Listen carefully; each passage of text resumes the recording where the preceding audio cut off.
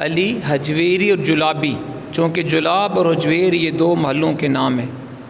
سلسلہ نسب آپ کا حضرت سیدنا امام حسن سے ہو کے سیدنا علی اور مرتضیٰ شیر خدا سے جا کے ملتا ہے والد کی طرف سے، اور والدہ کی طرف سے آپ حسینی سادات میں سے ہیں، تو آپ حسنی اور ہاشمی سید ہیں،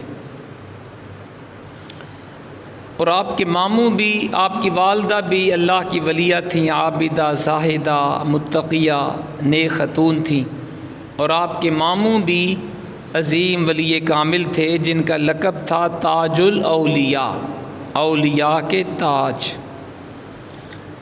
آپ نے مقامی اور بیرونی علماء سے علم حاصل کیا، اور پھر مختلف علاقوں کا، شہروں کا، ملکوں کا آپ نے سفر کیا علم دین کے حصول کے لیے، جن میں شام، عراق، بغداد، مدائن، فارس آج کل جو ایران ہے اسے کہتے ہیں، کوہستان، آذربائیجان، طبرستان، خوزستان، خراسان، ماوراء النہر، یہ سارے علاقوں میں آپ طلب علم کے لیے آپ نے سفر کیے، اور آپ نے صرف خراسان کے اندر 300 مشائخ سے علم حاصل کیا ہے، صرف ایک شہر میں 300 مشائخ سے۔ تو اس میں بھی ہم سب کے لیے سبق ہے، خاص طور پہ علماء کے لیے، مشائخ کے لیے، پیران عظام کے لیے، کہ پیر ہوتا ہی وہ ہے جو عالم ہوتا ہے، جاہل پیر نہیں ہوتا، نہ جاہل شیخ ہوتا ہے، پیر کے لیے علم شرط ہے۔ تو آپ نے مختلف علاقوں کے سفر کیے اور مروجہ اور دینی علوم آپ نے حاصل کیے۔ تحصیل علم کے بعد آپ مرشد کامل کی تلاش میں بھی آپ نے طویل سفر کیے۔ ایک ہوتا ہے ظاہری علم جو کتابوں سے ملتا ہے، اور ایک ہوتا ہے باطنی علم جو اولیاء کرام کی صحبت سے نصیب ہوتا ہے۔ تو یہ علوم کی دو قسمیں ہیں۔ جتنے بھی اولیاء کرام گزرے، صوفیاء گزرے، سب نے بیعت کی ہے۔ بیعت کرنے سے روحانی علوم حاصل ہوتے ہیں۔ علامہ اقبال کا شعر بھی ہے نا کہ دم عارف نسیم صبح دم ہے، اسی سے ریشۂ معنی میں نم ہے، اگر کوئی شعیب آئے میسر، شبانی سے کلیمی دو قدم ہے۔ یعنی اگر کسی کو حضرت شعیب علیہ السلام جیسا شیخ مل جائے تو پھر شبان سے یعنی چرواہے سے کلیم اللہ بننا آسان ہو جاتا ہے۔ تو آپ نے ظاہری علوم حاصل کیے، پھر باطنی علم کے لیے آپ نے لمبے سفر کیے، اور بالآخر آپ کو شیخ کامل نصیب ہو گئے، اور آپ نے پھر بیعت کی حضرت ابو الفضل محمد بن حسن خطلی، یہ سلسلہ جنیدیہ کے شیخ کامل تھے، ان کی داتا علی حجویر رحمۃ اللہ علیہ نے بیعت کی ہے۔ تو بیعت کرنی چاہیے، بیعت سنت بھی ہے، اور اگر شیخ کامل کسی کو نصیب ہو جائے اور مرید صادق ہو، شیخ کامل ہو اور مرید صادق ہو کہ اپنے شیخ کے وظائف کے اوپر عمل کرے، ان کی باتوں کے اوپر عمل کرے، تو پھر وہ اللہ کا نیک بندہ بن جاتا ہے۔ تو آپ فقہی مذہب میں امام اعظم ابو حنیفہ رحمۃ اللہ علیہ کے مقلد ہیں، داتا علی حجویری۔ آج کئی لوگ کہتے ہیں ہمیں تقلید کی ضرورت نہیں ہے، جی داتا صاحب جیسا ولی کامل صوفی بزرگ اور عالم انہوں نے بھی تقلید کی ہے۔ امام اعظم ابو حنیفہ کے آپ مقلد ہیں، اور اپنی شورا فاق تصنیف کشف المحجوب میں آپ نے امام اعظم ابو حنیفہ کو بڑے پیارے الفاظ کے ساتھ خراج تحسین پیش کیا ہے۔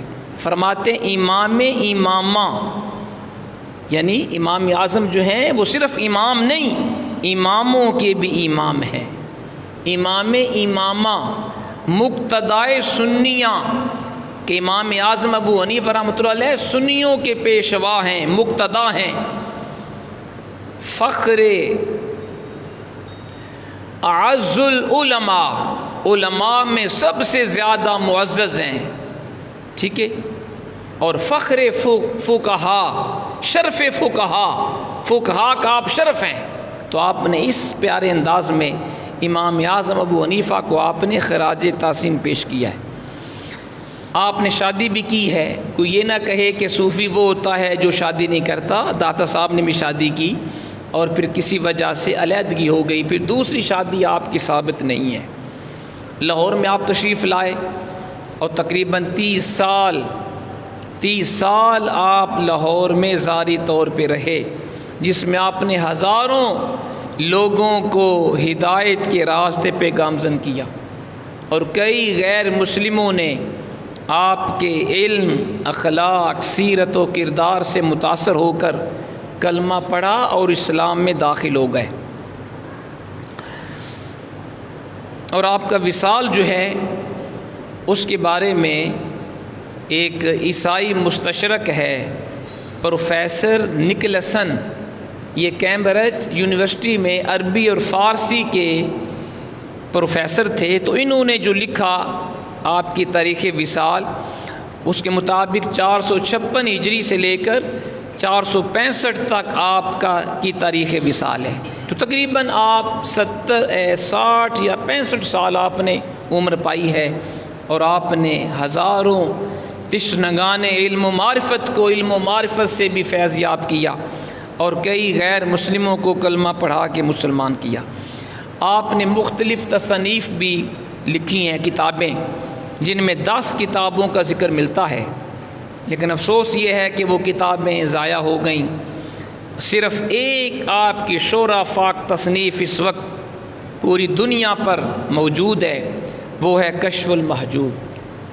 یہ وہ کتاب ہے کہ جو فارسی زبان میں تصوف پر سب سے پہلے لکھی جانے والی کتاب کشف المحجوب ہے. یہ اصل میں داتا صاحب نے فارسی میں لکھی تھی, اور پھر دنیا کی مختلف زبانوں میں اس کے تراجم ہوئے. پروفیسر نکلسن نے انگلش میں بھی اس کو ٹرانسلیٹ کیا, اور کم سے کم 10 اسکالرز نے, علماء نے اردو زبان میں اس کے تراجم کیے, اور مختلف زبانوں میں اس کے ٹرانسلیشن ہوئے. لیکن اصل کتاب یہ فارسی میں داتا صاحب نے تصنیف فرمائی تھی, اور اتنی اس کتاب کو اللہ نے مقبولیت عطا کی ہے کہ پوری دنیا پہ تقریباً ہر اچھی لائبریری کے اندر کشف المحجوب موجود ہے. نیٹ کے اوپر بھی آپ چاہیں تو آپ گوگل کے اوپر بھی سرچ کر کے PDF کے اندر بھی آپ اس کو ڈاؤن لوڈ کر کے فیض حاصل کر سکتے ہیں. اس کے اندر مضامین کون سے ہیں جی, صرف ان کے نام سن لیں, آپ کو پتہ چلے کہ اس کتاب میں کس طرح کے مضامین داتا علی اجویری رحمۃ اللہ علیہ نے بیان کیے. حقائق و رموز, صحابہ کرام اور اسلاف کی تعلیمات, عقائد, عبادات, معاملات, اخلاقیات, آداب, تزکیہ نفس کے رہنما اصول, تصوف کے مسائل, صوفی کے بارے میں, صوفی کسے کہتے ہیں, ان کی قسمیں کون سی ہیں, اور تصوف کیا ہے. بڑی پیارا یہ پورا چیپٹر لکھا آپ نے. پھر متکلمین اور فلسفہ کے دلائل, ٹھیک ہے جی, اور ان کے باطل نظریات کا رد آپ نے بڑے پیارے انداز میں کیا. تو اس کے 39 چیپٹرز ہیں, 39 ابواب ہیں کشف المحجوب کے.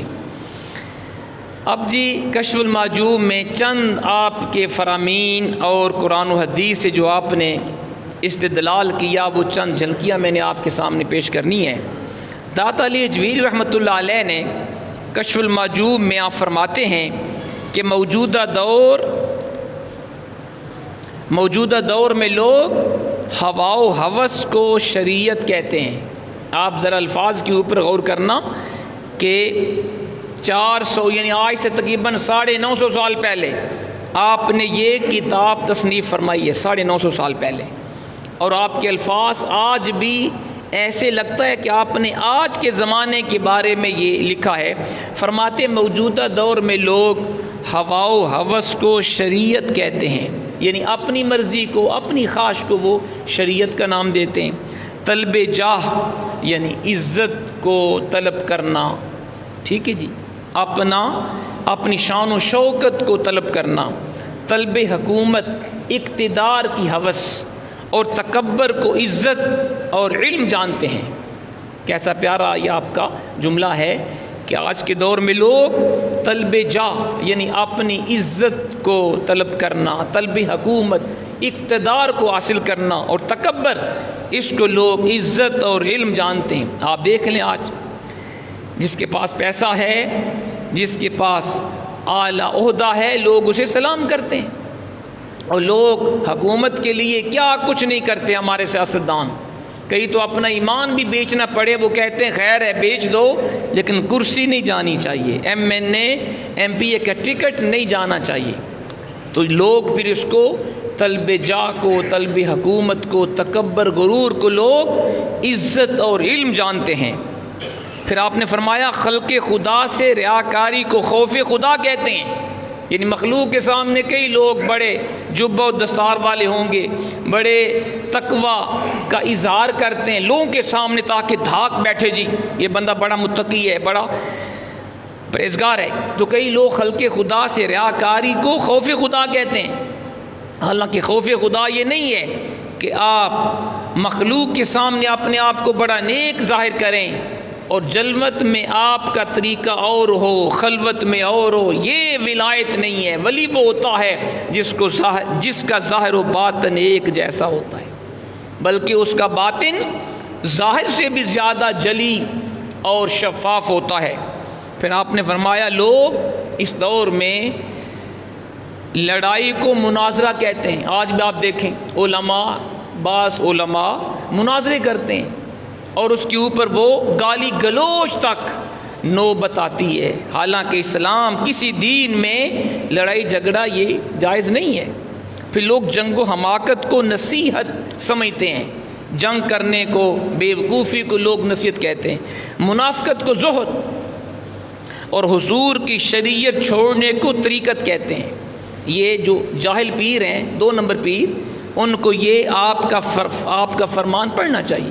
کئی ہیں ایسے جاہل لوگ جو پیری کا لبادہ اوڑھ کر کہتے ہیں جی مولویوں کے پاس شریعت ہے، ہمارے پاس طریقت ہے، ہمارے پاس معرفت ہے، مولویوں کا کام ہے کہ وہ 5 وقت نماز پڑھیں، درویش دی ہر ویلے نماز ہوندی۔ ایسے جاہل بھی ہیں لوگ، اور ہم عوام بھی ایسی جاہل ہے کہ ان کو زیادہ جا کے وہ ولی اللہ سمجھتے ہیں، جن کو اپنی ہوش بھی نہ ہو اور جن کو صفائی ستھرائی کا بھی خیال نہ ہو، نماز روزے اور شریعت کے احکام سے وہ ورا ہوں، لوگ ان کو بہت بڑی پہنچی ہوئی ہستی سمجھتے ہیں۔ یہ ہماری بھی جہالت ہے، کم عقلی ہے۔ اور ان پیروں کی 2 نمبر جو پیر ہیں ان کی بات کر رہا ہوں، جو 1 نمبر ہے وہ نہیں، وہ ہمارے سر کے تاج ہیں، جو نام نہاد درویش ہیں، جو کہتے ہیں جی ساڑی ہر ویلے نماز ہوتی ہے۔ ابو داتا صاحب کا یہ فرمان سن لیں، آپ نے فرمایا لوگ حضور کی شریعت کو چھوڑنے کو طریقت کہتے ہیں، حالانکہ بزرگان دین نے فرمایا ہے کہ شریعت جڑ ہے، بیس ہوتی ہے، بنیاد ہوتی ہے، اور جو ہے طریقت اس کی شاخیں ہیں۔ جیسے درخت کی جڑ پہلے ہوتی ہے، شاخیں بعد میں ہوتی ہیں، تو شریعت گویا بنیاد ہے، جڑ ہے، اور طریقت اس کی شاخیں ہیں۔ پہلے جڑ ہوگی تو پھر شاخیں ہوں گی، شریعت کے اوپر عمل کیا جائے گا تو پھر طریقت آئے گی۔ اگر شریعت کا کوئی باغی ہے، نہ وہ صوفی ہے، نہ وہ درویش ہے، نہ وہ بزرگ ہے۔ اور پھر آپ نے بڑا پیارا کشف المحجوب میں لکھا، فرماتے ہیں تمام اہل تصوف صاحب علم ہوئے ہیں، کوئی بھی صوفی، کوئی بھی بزرگ، کوئی بھی پیر شیخ جاہل نہیں ہوا۔ تمام اہل علم، تمام اہل تصوف، تمام صوفیاء اہل علم ہوئے ہیں، اور اپنے مریدوں کو بھی علم سے بہرہ ور کرتے رہے ہیں، ان کو تحصیل علم کی تاکید کرتے رہے۔ آج دو کی بات ہے، ہماری کئی بڑی بڑی گدیاں ہیں، بڑے بڑے آستانے ہیں جہاں پہ جاہل لوگ پیر بن کے بیٹھے ہوئے ہیں۔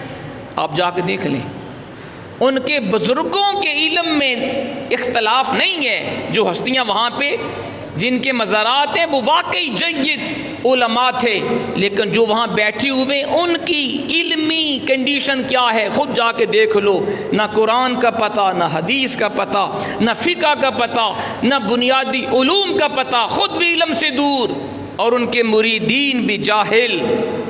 اور وہاں پہ جناب جو کچھ وہ عرس کے اوپر، میلے کے اوپر جو کچھ وہ کرتے ہیں وہ سراسر خلاف سنت ہوتا ہے، ڈھول ڈھمکا، ناچ گانا، مرد و زن کا اختلاط، یہ حرام ہے شریعت میں۔ تو پیر وہ نہیں ہوتا جو جاہل ہو، پیر وہ نہیں ہوتا جو شریعت کے خلاف ہو، پیر کے لیے بے بنیادی شرط علم ہے اور عمل ہے۔ جو عالم بعمل ہے وہی صوفی ہے، وہی پیر ہے، وہی شیخ ہے۔ جس کے پاس علم نہیں یا علم ہے لیکن عمل نہیں، وہ صوفی نہیں بن سکتا۔ آگے جا کے میں آپ کو بھی بتاؤں گا کہ داتا صاحب نے کیا فرمایا ہے۔ آپ کا جو پہلا باب ہے کشف المحجوب کا، پہلا باب ہی اس بات علم پر ہے، میرے پاس ہے۔ پہلا باب ہی آپ کی کتاب کا علم سے شروع ہوتا ہے، اور اس میں آپ نے قرآن کی آیت پیش کی ہے، سورہ فاطر کی آیت نمبر 28، انما یخشی اللہ من عبادہ العلماء، اللہ سے حقیقت میں ڈرنے والے علماء ہوتے ہیں۔ یہ قرآن کی آیت ہے۔ علماء سے زیادہ متقی کوئی نہیں ہوتا، اور عالم ہوتا ہی وہ ہے جو تقوی والا ہو، جو خوف خدا بندی والا ہو، جو اللہ سے ڈرنے والا ہو۔ اور آپ نے قرآن کی آیت سے اپنے پہلے چیپٹر کا آغاز فرمایا داتا صاحب نے، کشف المحجوب کا اس بات علم کے نام سے، اور پہلی قرآن کی آیت وہاں ذکر کی، انما یخشی اللہ من عبادہ العلماء، حقیقت میں رب سے ڈرنے والے علماء ہوتے ہیں۔